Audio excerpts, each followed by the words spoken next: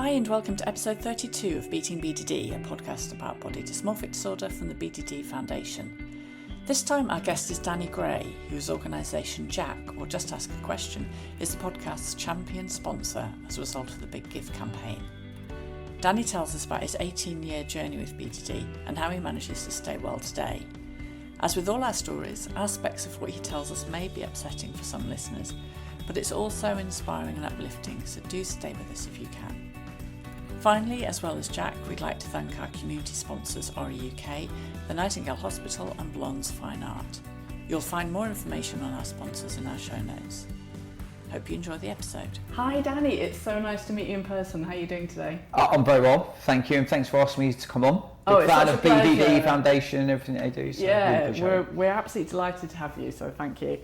Let's just get straight into it. I wanted to talk to you about something I'd read where you'd said that when your BDD was really bad, you thought about your appearance, specifically your hair, all the time, like 100% of the time. How much space would you say that BDD thoughts take up in your brain now on an average day? Now, I'll be honest, I'm in like a... I thought about this the other day actually, because I've thought about it for a long time. Like my BDD is the best it's ever been. Obviously, I do still care about my appearance. I do the gym every day. Like my hair is quite a big thing. I have to get it cut once a week, but I've just learned how to manage it a lot better. So I'll probably, and then do you know what I do now actually? I go out even if I'm not 100% comfortable with how I feel, and I'm okay to do that. So I'll say currently now it's probably 20% of, if I'm saying 100 and I was at 100 before, I reckon I'm at 20% now. That's massive. Compared to it was every minute. Yeah, I mean that creates so much more headspace for you, doesn't it? I mean, how does it feel freeing up all that space in your mind? Unbelievable, if I'm honest, because when it was at the worst point, I know it was like especially about my hair and like thinking I was losing my hair, and like obviously people can't see this, but I'm very fortunate I'm not losing my hair, and my BDD overtook it. It wouldn't be 5 minutes in a day that I wouldn't think about it. So, or research it, or looking at other people when I'm talking to them, when they come in the room, how old are they? Oh, how much hair? That's okay. It's like watching every film I watched, everything on telly, or checking it in the mirror, or then just thinking about it. It did get to that point. Totally all-consuming, isn't it? Absolutely. So if someone had said to you back then, when you were having a day like that you would end up where you are today, living the life you have today, what would you think you would have said to them? I wouldn't have believed. Yeah. And I think that's a common thing, right? I think once you're in something, it's always harder to see. I know it's a bit cliche, like if there's any way out, and because I was in such a place where someone said you'll be pretty much, I think I probably think about it probably a little bit more, but as much as anyone else would about their appearance. So if someone says to me, you're almost going to get back to like where we would class as, I don't want to say normal, that's horrible to say that, but I wouldn't believe you, because I thought that was it. I thought there's no way, it's impossible. How am I going to get beyond it? So let's go back, if you don't mind, to when it really started. So you obviously, these things don't necessarily go from 0 to 100 overnight, do they? Yeah, so definitely not. What were the conditions that caused your BDD to sort of emerge in the first place? So my journey really was over sort of 18 years of steadily BDD taking a hold. And so it started when I was 12 years old. I always say very popular at school, captain in the football team, didn't have a care in the world, quite enjoy school. And then literally one day at 12, I was in the playground playing football. They were under a lamppost. It was a netball post, I can remember it now. And they started singing the R. Kelly song, I Believe I Can Fly, and flapping their ears, because my ears they were like right angles to my head. And honestly, I didn't even think about my ears. They did that, and I was like, oh my God. I went home, looked in the mirror, and then that was the start. Literally that day was the start of when I took a notice about my appearance, and then very quickly became a lot for me, even at a very young age of 12. Yeah, that's interesting. Did it stay with the focus on your ears? Yeah, so much so, like obviously 12, I do forget a lot, but I can just remember like really worrying about it. And then I think within about 6 months, my mum made the decision to have my ears pinned back on the NHS, and back then they did those cosmetic surgeries. So I've spoken to her about it since. She said it was horrendous. You were in the mirror all the time, you were talking about your ears. I think it was 6 months, I might not even be sure, but very quickly it spiraled to it becoming obsessive. And so I had my ears pinned back at 12 years old. I can always remember I had to wear a head bandage at school. Oh wow. Yeah, like literally a big old head bandage, and I actually didn't really care at school, and everyone knew I'd had it done because it was just a thing. But you got teased for that as well? I didn't actually. I didn't. So it's quite interesting because when I say I was bullied, but it was literally for a day. Yeah. So I call that even bullying, right? Where someone they took the mick over that plate. I don't know why it was. It was out of nowhere. And it was just for a day, but it had that lasting impact on me. And like, I'll be honest, like after that, I sort of confronted them quite. I don't want to say aggressively about it, but you had a word. Yeah, pretty much. And then so no one really bullied me afterwards with a head bandage. And I can remember when I took it off, they had gone back, but I was one of the first people in the UK to have a new style of operation. So when they would pin your ear back before, they used to pin them to the back of your head, literally. Wow. And then they had come up with a new procedure where they don't push it back as much because it doesn't look as natural. So I had one of the new procedures. So actually, they didn't go back that far, but they did go back. And I can remember the first thing I did was get my hair cut short on the side the first time. So, but because I didn't feel they went back far enough, I still obsessed about them. So that cosmetics procedure didn't like fix the issue for me. And then it grew over from 13, 14, 15, constantly in my head. And then I grew my hair in front of my ears. And then I'd always pull my hair in front of my ears, so much so that my mates would say I'd do it naturally. I wouldn't even know I'm doing it, but I'd be sat like pulling my hair in front of my ears. So the focus went back on it quite quickly. How badly disrupted was your life, or were you managing? I was managing, I think because at that point I knew my ears stick out. Because no one talks about them anymore. I still always worried about my ears, grew my hair in front of my ears. But then when it started to impact me, if I'm honest, is when I left school. I was about 16, 17, going out to clubs. Like, I shouldn't be going out to clubs at 15, 16, well, but you know. but I was. Girls and all of that sort of stuff, when you're going into those formative years. And then getting ready was a disaster for me. So I'll take a long time on my hair about where it is in front of my ears, then actually how it's styled. Then my clothes, so it started moving on to other things. So then the all-round thing of me getting ready, it was a lot about my ears, but then I became obsessive about, like, clothes for me was a big one, and looking a certain way. Perfection. Absolutely. For me, it had to be, I think what anyone else thought, it was perfection to me, which was, people would say stuff like, oh, well, you look great, you always do. I'm like, well, I don't. And I could be doing my hair, all the time I'm like, oh my God, right, okay, that's perfect. In my head, I don't think I look good looking, but I'm like, okay, that's great. I could then be ready. I'd walk past a mirror and I'd try not to look at the mirror again. I'd look one hair here and bang, I'm stopped. I'd move it and then I'd move another bit and then I'm back again. Yeah. Back into that cycle. How long would it take you then, would you say, to get ready for a night out? 18, 19, it got worse and worse. I reckon by about 19, and I had a second procedure on my ears. At 19, I reckon 3 hours. Wow. Like I could have 3 showers. Because what I'd do, put so much product in my hair, I'd have to re-shower. I started getting spots when I was 15, so I started wearing makeup, my sister's makeup. But if my hair wasn't right, I'd get back in the shower. And then that's when it was very noticeable to my friends as well, varied. Mates would come round for a night out and they'd know, right, we're leaving at 7, Dan's probably going to be ready at 9:30 and stuff like that. So. And once you were ready as well, and you went on your night out, were you able to actually relax into it and have a good time? Yeah, because I wouldn't go out unless I felt I'm ready. So it could take me 45 minutes and I'd have a good day and I feel good and I'm like on it. And then other times it could take me 2.5 hours, and eventually if it was 2.5 hours getting ready or take me a long time, I would go out, but I'll be honest, it would take me a couple of drinks to get into my normal dance. So I'd get myself, okay, look okay, I'll go out, have a few drinks, then I'm all right, I'm back. Where sometimes I'll get ready quickly and I'll be straight good mood. Does that make sense? It's almost like I coax myself out, feel a bit anxious, couple of drinks, then I'm like, actually I look okay, but I can have a good night.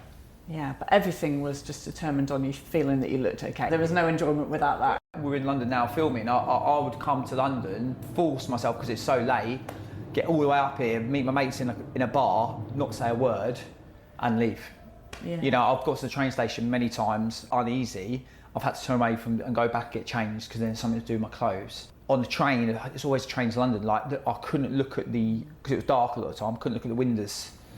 And then sometimes I'll get in the train toilet and I'll be in there the whole journey, trying to make myself look perfect. But obviously you had a great group of mates and they're amazing. Your family was supportive, by the sounds of it. So how did they feel, and how did people try and cope with those behaviours, and how did people try and help you? Well, it's classic. My mum was I feel a bit harsh. I feel very harsh to my mum because, especially when I was getting ready, I became aggressive, not towards her, towards myself.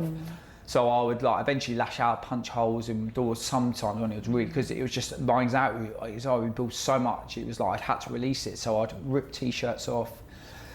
I'd come down. My mum would say, "Dan, you look amazing," and that she'd try and reinforce that when it was happening worse. And eventually, she just wouldn't say anything. Because I feel for anyone in that position trying to support someone, it's like, you think you're helping by saying that. But for me at that point, it's probably the worst thing she could say because I don't think I look good, but she's trying to help.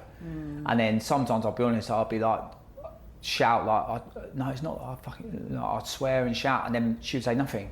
She doesn't know what to say in that situation a little bit. Where my mates, on the other hand, just knew it was me getting ready, doesn't matter what they say eventually, they'd like, Dan, just take your time. Like, don't worry if you're late, we can meet you. They'll be very accommodating for it. And that would a lot of the time release the pressure, especially if we've booked a cab or something like that to turn up. And they're like, cab's coming in 10 minutes. I'm like, oh, that can send me, time pressure on it. Yeah, time used to be a nightmare. So. And how hard or easy was it for you to actually talk about the feelings behind that behaviour at the time? I didn't ever talk about it. No. I would just... I would never say, but it's, in my head it's 10 times worse. I can't explain to you. I wouldn't ever say something like that or tell them what I needed. I just wouldn't. I just wouldn't even talk about it. I wouldn't talk about things. They would see it in my actions more than me talking about it. Yeah, I mean, what did you worry might happen if you'd really sort of emptied the contents of your thoughts onto other people? What was the fear? Do you know what, it's weird? Like, I don't think I was worried about what they'd feel. No. It was just, I didn't have the energy. I almost like say what was going on, like how I was in the, because I was like, they're not going to understand. That's how I always have that, mate, you don't understand what's in my head. So I wouldn't feel I could explain it well enough. So you're about 19 by this stage, 19, 20. Yeah, and then what happened after that? I had my ears pinned back again. And actually, bless her, my mum used her life savings. My ears were pinned back, but they weren't pinned back very far. Even the next surgeon said, look, they probably should have gone back a bit further. So I had them done again, but I was 19 at this point. And then this was the time I actually had my hair shaved on the side, and I really liked it. But then I did go back again to have it done again. If you look at my ears now, they are really good, like very natural. But I went back to the doctor again and he told me a bit of advice that stuck with me forever. I've said I need it back more because I was still obsessive. And he pushed my ears to the back of my head and went, Dan, look in the mirror. He said, that's not natural. And he said, you've had an operation. He said, people will do it. He said, but I won't. He says, your mind needs to catch up. He says, you've had 7 years of obsession about your ears. They're perfect, where they are now. And your mind needs to catch up. And thank God I did, because after about 3 or 4 months, I forgot about them. I didn't worry about them anymore, but then it moved on to other stuff.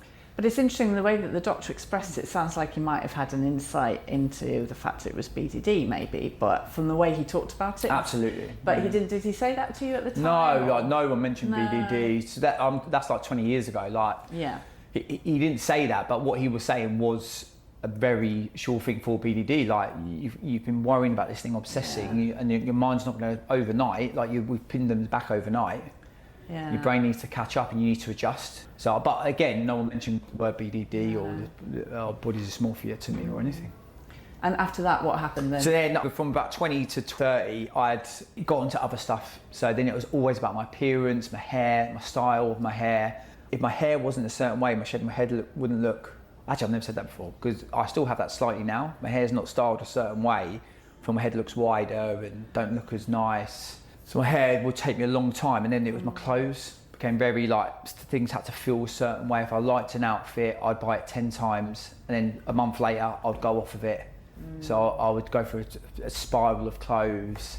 I couldn't wear the same clothes to work as Al. And then eventually, I was about 28, and I got in the car one day and I looked in the rearview mirror, and there was a gap in my hairline. But I now realise I'd had that since I was 19, but I was like, oh my God, am I losing my hair? And then that was it for me for the next 2 years. That was worse than anything, because I was thinking hair loss.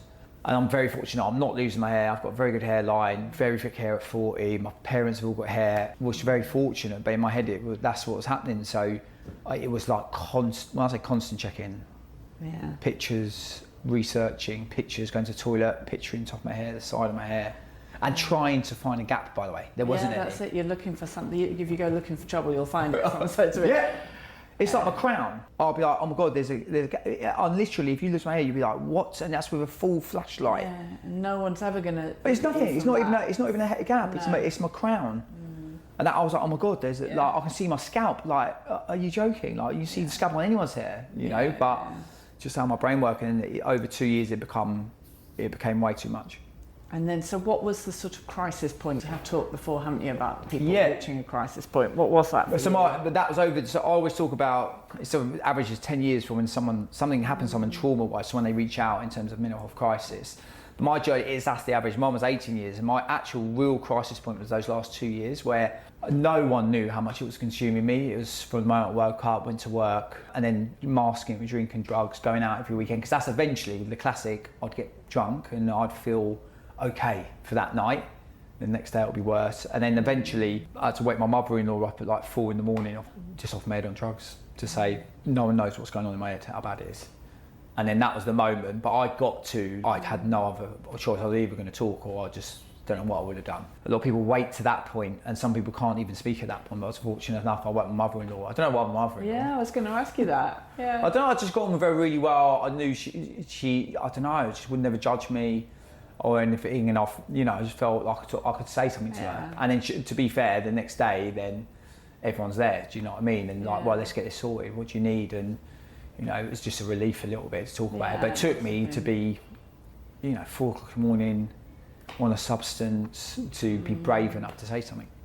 Yeah, I mean, in a way it sort of makes sense. It might be someone out of your immediate family, because you get that little bit of a distance, don't you, from a person. It's like, you're very fond of this person, but they're not in your absolute inner circle, sort of family-wise, so it's a bit easier in a way. Yeah, it is, yeah.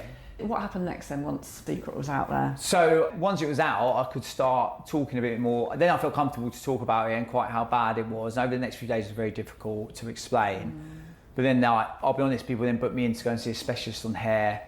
Like, not that I want a cosmetics procedure to be a fix for everything, but that was a big step for me to go and see someone. Now, to be fair, a big change. And when I went to them, they went, "You do realise you're not losing your hair. Yeah. Like, I'm an expert. Like, you are, and that's your natural." I did then have a hair transplant because I just wanted it straighter. But then I sort of went on a journey about understanding. So 30 is when I had the breakdown. But when I was about 26, my fiance, now I've been with for 12 years, she told me I've got body dysmorphia. Oh, did she? Yeah, because she knew she suffered with it.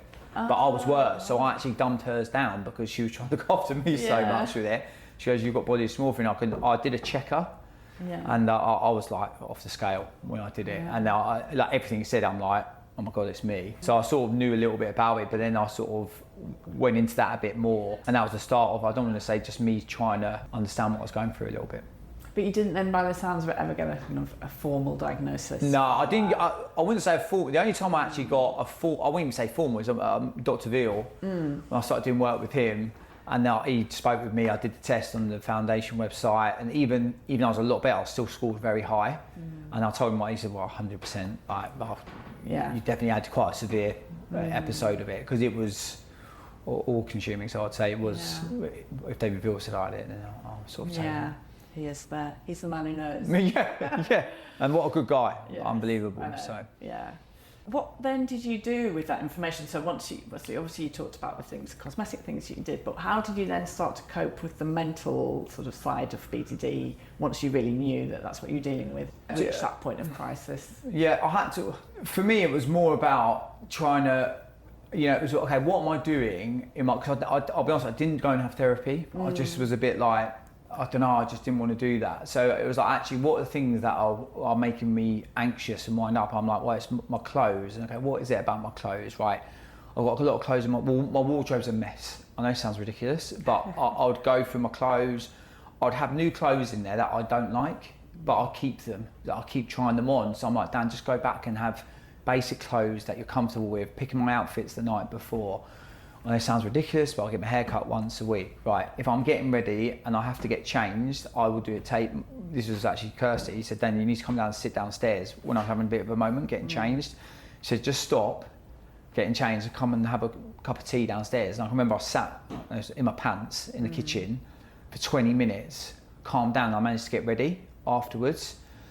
So that became a routine for me. Like, I know if I get changed twice and I'm not happy, I have to have a break. It's like resetting your system. Yeah, because because I could put a good outfit on, and because I'm all anxious, I just didn't have that armour before, like getting changed twice, or like, you know, my hair and stuff like that is like only spending amount of time on it and having to stop and do something else and coming back to it. And that really helped me. And then it was slowly over the next 10 years, and then it was like looking after myself, drinking less, like I'd do cold showers, I go to the gym, like. It definitely sounds like a sort of, I'm just imagining a sort of pot boiling on a stove with anxiety in it, and you're just keeping it simmering rather than boiling over, aren't you? But because once I got past the point of, or it's getting to boiling, I could do nothing. I could do work. So I just have to keep my, like, whenever I felt that anxiety when I'm getting ready, I used to get angry in front of the mirror and go, oh my God, and start again. Well, I'm like, right, to stop, because you need a break for the minute. And that's what I do. I still do that today because it just really helps me. Yeah. And just calm down. And then the other thing is about time. I used to, like, with work, right, because obviously I work for myself now, I'm very fortunate, but before I had a full-time job, and I actually let them know. I said, look, I was never late, I hate being late. So what would happen to me getting ready, I don't like being late, I'm never late for work, but sometimes I'd force myself to go, and all day I would be terrible at work because I just wouldn't be me, and I'd be anxious. And I spoke to my people and said, look, sometimes I might be 10, 15, 20 minutes late. And they said, well, you're never late. I said, well, I need that, because sometimes when I'm getting ready, if I miss a train, I don't want to worry about it, because I need to be in the right frame of mind. And to be fair, they were brilliant. And that just, well, even, I'll be honest, I didn't have to do that very often, but knowing I had that option made the difference. Yeah, exactly. Again, it's dampening the anxiety down. Yeah, isn't it? saying, well, okay, well, actually, I don't have to be there at 9. Yeah. Like, okay, calm down, Dan. Yeah. Like, it's okay, you know, because when time was ticking, then I'll get in panic mode. Yeah. So you obviously chose not to go down the kind of conventional therapy route, and the BDD Foundation usually recognises what they call using evidence-based CBT treatment. Yeah. Do you know much about that, or do you have a view on it? Yeah, and look, when I say it wasn't for me, it was just at that time I wasn't. I'll be honest, I was a typical bloke. I know it's just like, I was like, no, I don't want to speak to anyone about it.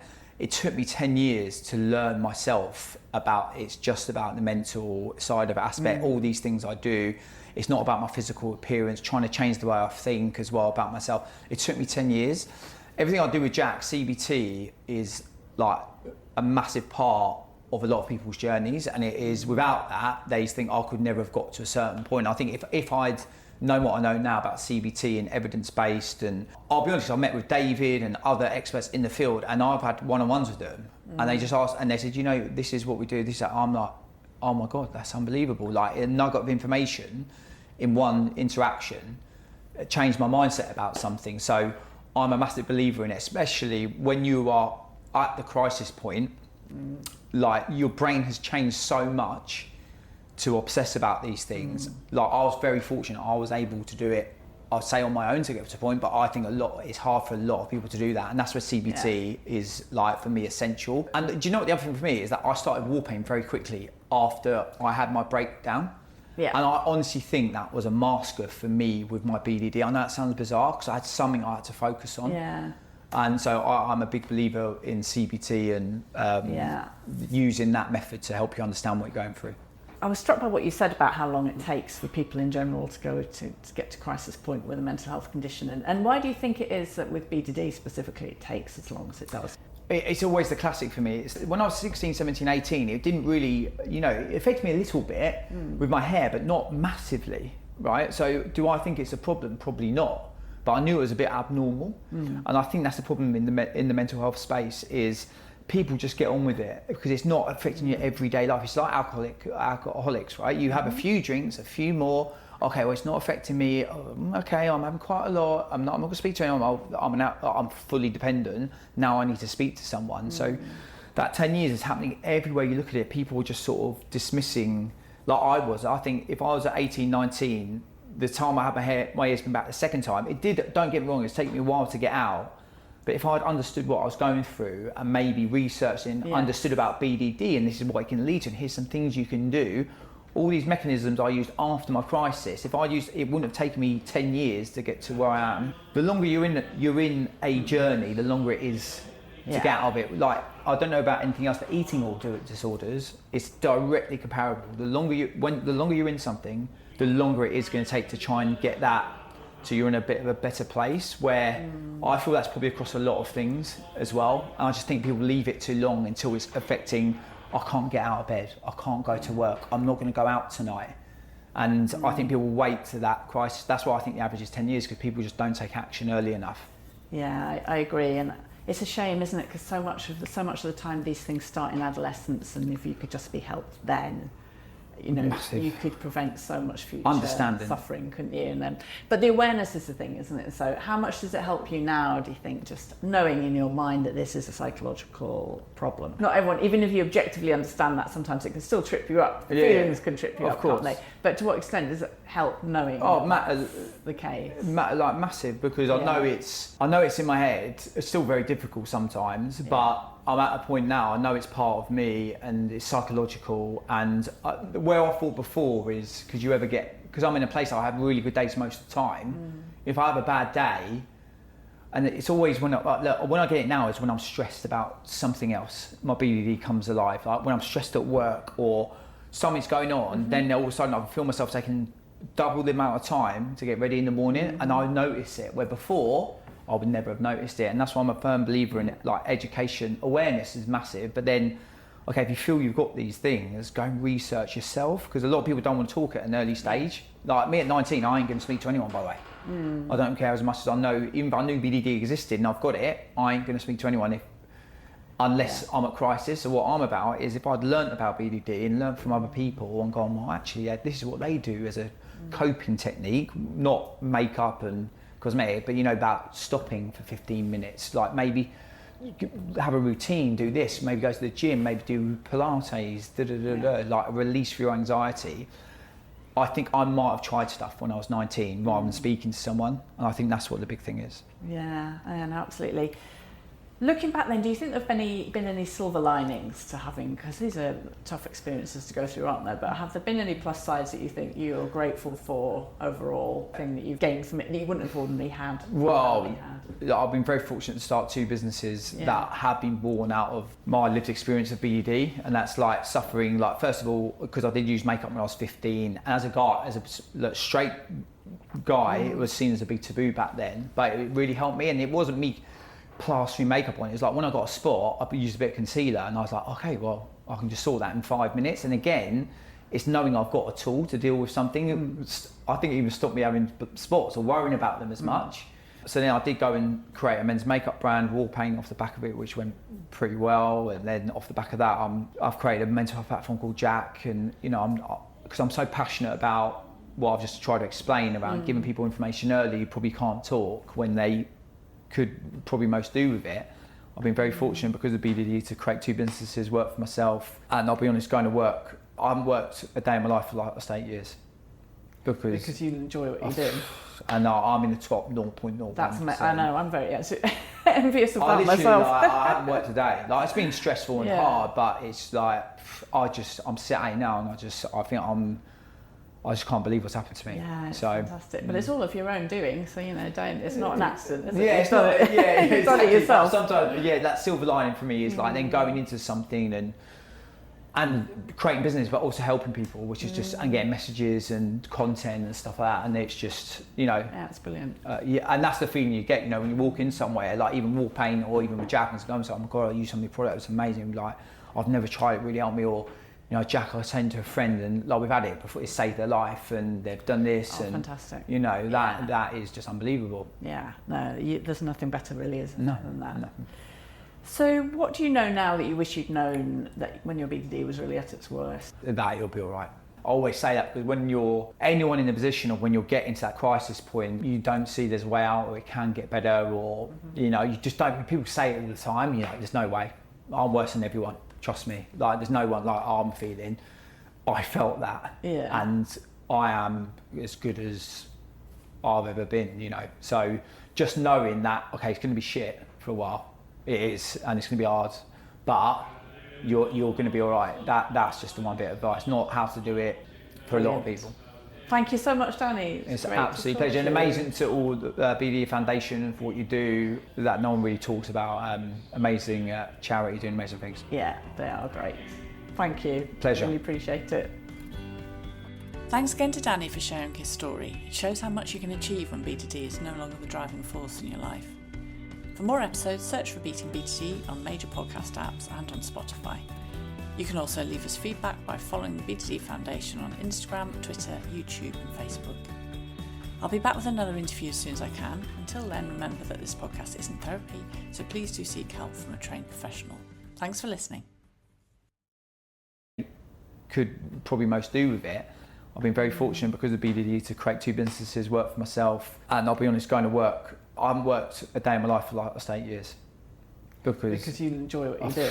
And I'm in the top 0.01%. That's I know, I'm very envious of that myself. I haven't worked a day. Like, it's been stressful and hard, but it's like, I'm sitting now and I just can't believe what's happened to me. Yeah, it's fantastic. But it's all of your own doing, so it's not an accident, is it? Yeah, it's not. Yeah, you've done it yourself. Sometimes, that silver lining for me is like then going into something and creating business, but also helping people, which is just and getting messages and content and stuff like that. And it's just yeah, it's brilliant. And that's the feeling you get, when you walk in somewhere, like even wall paint or even with Jack and going, oh my god, I use some of your product, it's amazing. Like, I've never tried it, really helped me. Or Jack, I was saying to a friend, and like we've had it before, it saved their life, and they've done this, and fantastic. That is just unbelievable. Yeah, no, there's nothing better really, than that. No. So, what do you know now that you wish you'd known that when your BDD was really at its worst? That you'll be all right. I always say that because when you're anyone in the position of when you're getting to that crisis point, you don't see there's a way out, or it can get better, or you just don't. People say it all the time. There's no way. I'm worse than everyone. Trust me. Like, there's no one like I'm feeling. I felt that, and I am as good as I've ever been. So just knowing that, okay, it's going to be shit for a while. It is, and it's going to be hard, but you're going to be all right. That's just one bit of advice, not how to do it for a lot of people. Thank you so much, Danny. It's an absolute pleasure, and amazing to all the BDD Foundation for what you do that no one really talks about. Amazing charity doing amazing things. Yeah, they are great. Thank you. Pleasure. Really appreciate it. Thanks again to Danny for sharing his story. It shows how much you can achieve when BDD is no longer the driving force in your life. For more episodes, search for Beating BDD on major podcast apps and on Spotify. You can also leave us feedback by following the BDD Foundation on Instagram, Twitter, YouTube and Facebook. I'll be back with another interview as soon as I can. Until then, remember that this podcast isn't therapy, so please do seek help from a trained professional. Thanks for listening.